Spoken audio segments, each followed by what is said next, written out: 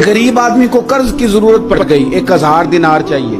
मैं कह चुका हूं कि दिरहम चांदी का होता था, दिनार सोने का। अब 1000 दिनार लेना है। तो जिस बंदे से उसने कहा, अगरचे वो नेक बंदा था, उसने कहा यार 1000 दिनार दे दो। तो कहने लगा कोई गवाह है तेरे पास? वो कहने लगा गरीबों का गवाह कौन होता है?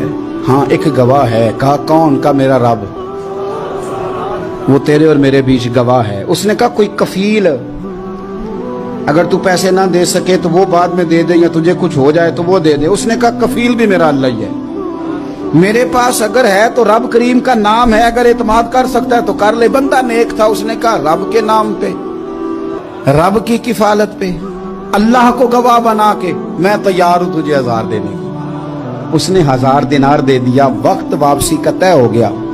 वो चला गया पैसे लेके। उसने पूरी मेहनत की कि मैंने वक्त पे पैसे लौटाने, पूरी मेहनत भी कर ली, अल्लाह ने मदद भी कर दी, पैसे भी उस तारीख को उसे मिल गए। बाद लोगों का तो लौटाने का दिल ही नहीं ना होता। फरमाया हदीस पाक में कि तू लौटाने का इरादा कर, रब तेरी मदद भी फरमाएगा। लेकिन यहाँ बहुत सारे लोग कहते हैं खैर है, इरादा ही नहीं। तो फिर जिस तरह का बंदे का गुमान हो, रब भी उसी तरह का मामला फरमाता है।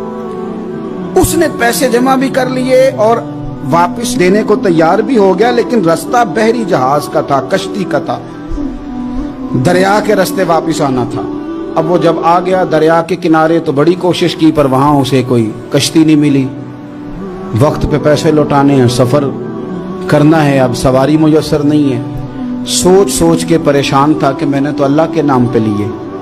अचानक दिल में एक तजवीज आई। उसने एक लकड़ी ली, लकड़ी को अंदर से खोला, 1000 दिनार उसमें भरा। बुखारी पढ़ रहा हूं, और साथ एक खत भी लिखा कि यार मैं पैसे पहुंचाना चाहता था पर मुझे कोई चीज नहीं मिली दरिया के उस पार आने, अल्लाह के नाम पर तेरी तरफ रवाना कर रहा हूं। और ये कह के वो लकड़ी दरिया में रख दी।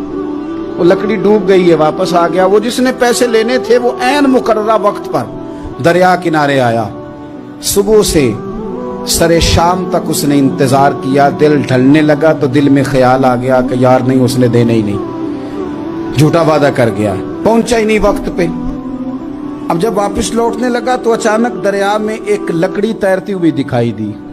कहने लगा ले जाता हूं, शाम को रोटियां पकाने के काम आएगी, ईंधन बना के जला लूंगा, हंडिया पक जाएगी। लकड़ी उठा के जलाने के लिए घर लाया। गुमान था कि वो नहीं आया वादा करके, अल्लाह को कफील और वकील बना के और गवाह बना के फिर भी नहीं आया।